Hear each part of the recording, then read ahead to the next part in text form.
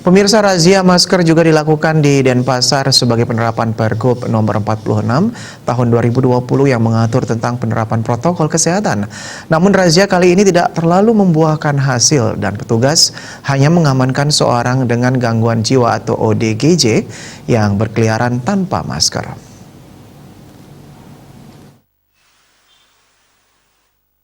Razia bersama personil TNI, Satuan Polisi Pamong Praja, Kota Denpasar melakukan patroli di seputaran Denpasar.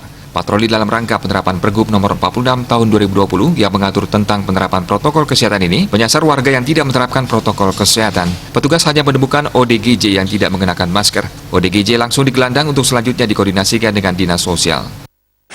Untuk yang menggunakan masker khusus itu belum kami ketemukan, tidak ada yang tidak menggunakan masker.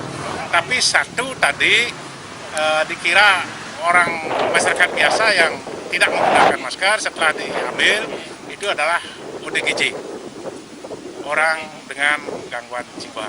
Itu diangkut, dibawa ke ruang pembinaan Satpol PP, nanti akan dikoordinasikan dengan tim kesehatan untuk dicek kesehatannya dan dikoordinasikan dengan dinas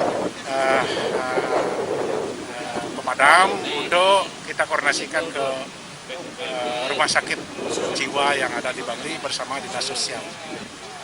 Sebelumnya, selama sepekan, Pemprov Bali melakukan sosialisasi Pergub nomor 46 tahun 2020.